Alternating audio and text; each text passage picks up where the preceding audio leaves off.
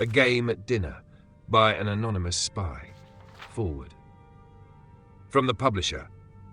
The history behind this letter is almost as interesting and dark as the story it tells.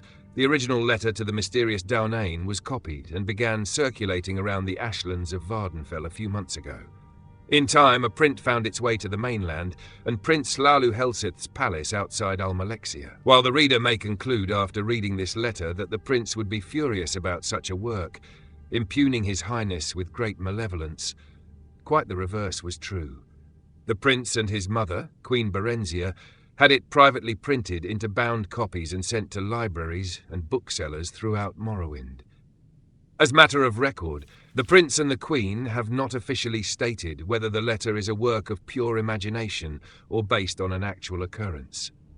The House Dres has publicly denounced the work, and indeed no one named Downane, despite the suggestions in the letter, has ever been linked to the house. We leave the reader to interpret the letter as he or she believes. Neris Gan, publisher Dark Liege, Downane. You asked for a detailed description of my experience last night and the reasons for my plea to House Dres for another assignment. I hope I have served you well in my capacity as informant in the court of Prince Helsith, a man who I have stated in many previous reports could teach Molag Bal how to scheme. As you know, I've spent nearly a year now working my way into his inner circle of advisors. He was in need of friendship when he first arrived in Morrowind and eagerly took to me and a few others.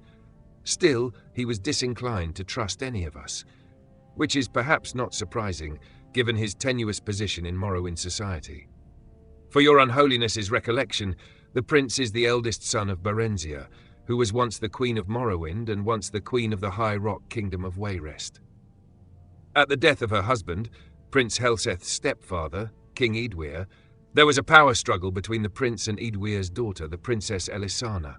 Though details of what transpired are imperfect, it is clear that Elisana won the battle and became queen, banishing Helsith and Berenzia. Berenzia's only other child, Morgaya, had already left court to marry and become queen of the Somerset Isle Kingdom of Firsthold.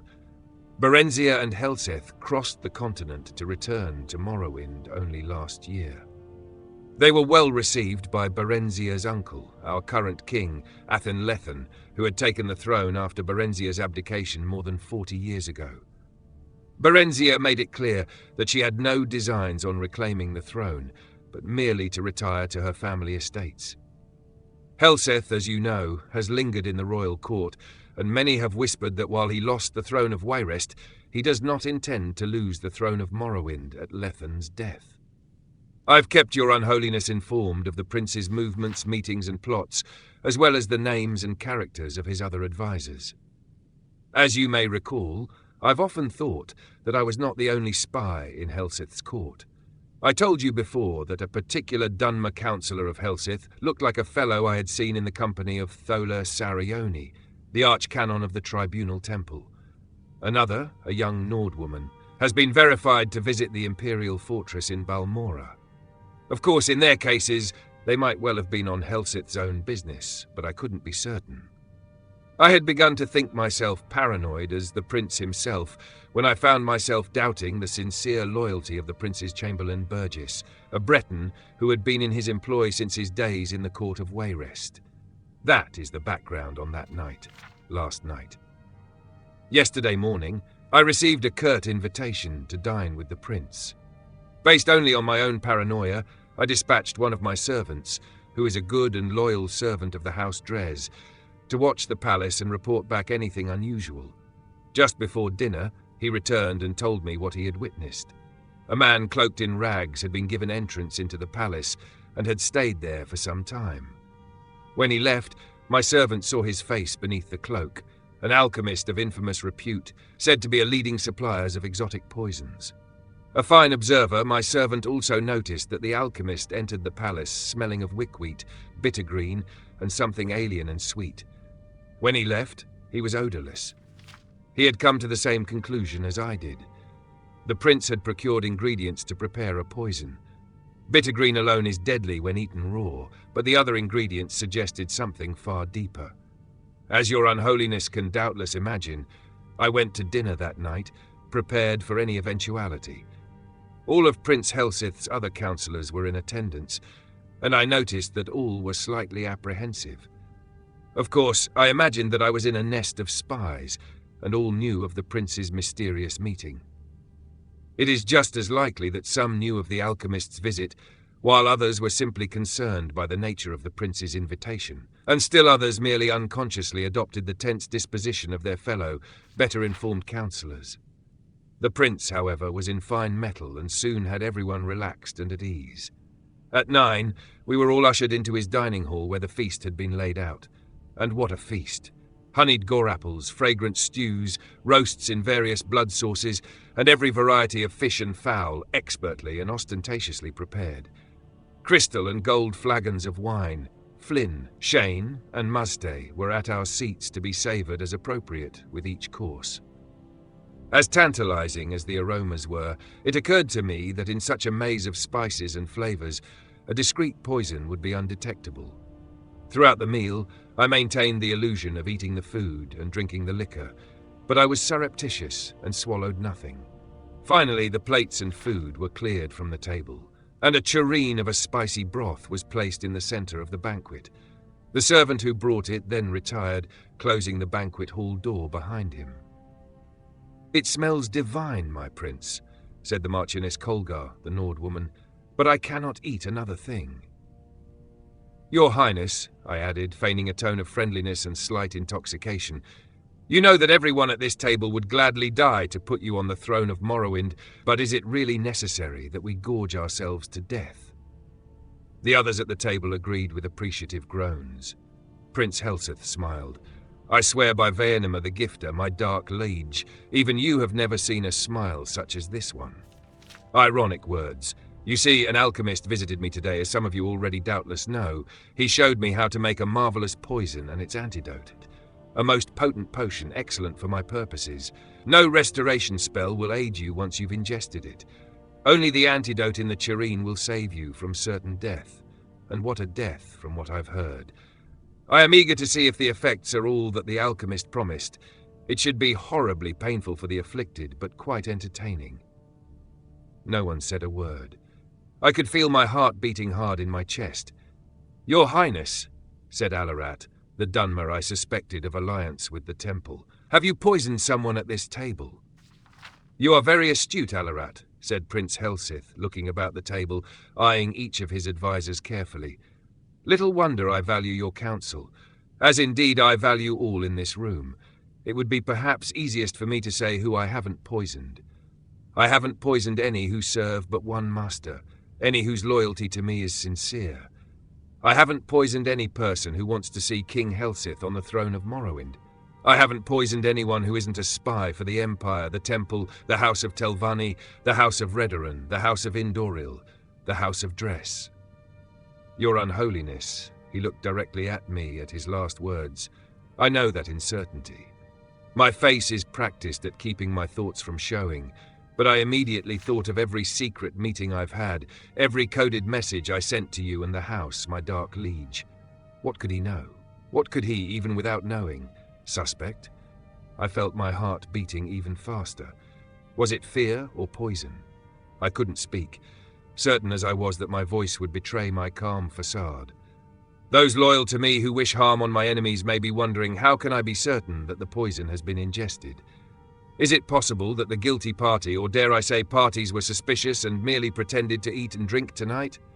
Of course. But even the craftiest of pretenders would have to raise a glass to his or her lips and put empty forks or spoons in their mouths to play the charade. The food, you see, was not poisoned. The cups and cutlery were. If you did not partake out of fear, you're poisoned just the same, and sadly missed an excellent roast. Sweat beaded on my face, and I turned from the prince so he would not see. My fellow advisers, all of them, were frozen in their seats. From the Marchioness Colgar, white with fear, to Kema Inebi, visibly shaking, from the furrowed, angry brow of Alarat to the statue-like stare of Burgess. I couldn't help thinking then, could the prince's entire councillorship be comprised of nothing but spies? Was there any person at the table loyal? And then I thought, what if I were not a spy myself? Would I trust Helsith to know that?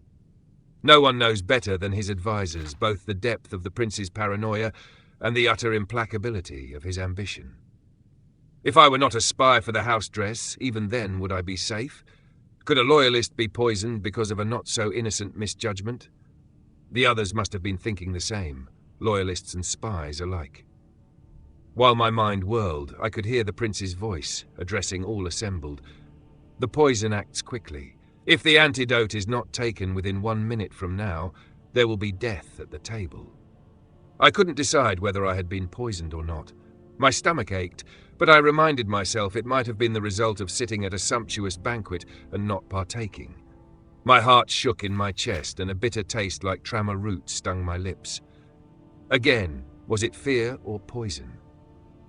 "These are the last words you will hear if you are disloyal to me," said Prince Helseth, still smiling that damned smile as he watched his advisors squirming in their seats. "Take the antidote and live." Could I believe him? I thought of what I knew of the prince and his character. Would he kill a self-confessed spy at his court, or would he rather send the vanquished back to his masters? The prince was ruthless, but either possibility was within his manner. Surely the theatricality of this whole dinner was meant to be a presentation to instill fear. What would my ancestors say if I joined them after sitting at a table, eventually dying of poison? What would they say if I took the antidote, confessing my allegiance to you and the House Dres, and was summarily executed? And I confess, I thought of what you might to do me even after I was dead. I had grown so light-headed and filled with my own thoughts that I didn't see Burgess jump from his seat. I was only suddenly aware that he had the tureen in his hands and was gulping down the liquid within. There were guards all around, though I never noticed them entering. "Burgess," said Prince Helseth, still smiling, "you have spent some time at Ghostgate, House Redoran? You didn't know?" Burgess laughed sourly. "No, House. I report to your stepsister, the Queen of Wayrest. I've always been in her employ. By Akatosh, you poisoned me because you thought I was working for some damnable dark elves?" "You're half right," said the prince. "I didn't guess who you were working for, or even that you were a spy. But you're also wrong about me poisoning you. You poisoned yourself when you drank from the tureen. Your Unholiness, you don't need to hear how Burgess died. I know that you have seen much over the many, many years of your existence, but you truly don't want to know. I wish I could erase the memory of his agonies from my own mind." The council was dismissed shortly thereafter. I do not know if Prince Helseth knows or suspects that I too am a spy. I do not know how many others that night, last night, were as close as I was from drinking from the tureen before Burgess did. I only know that if the prince does not suspect me now, he will. I cannot win at the games he mastered long ago at the court of Wayrest, and I beg your Unholiness, my dark Lige Darnane, to use your influence in the House Dres and dismiss your loyal servant from this charge. Publisher's note. Of course, the anonymous writer's signature has not been on a re-reprint of the letter since the original.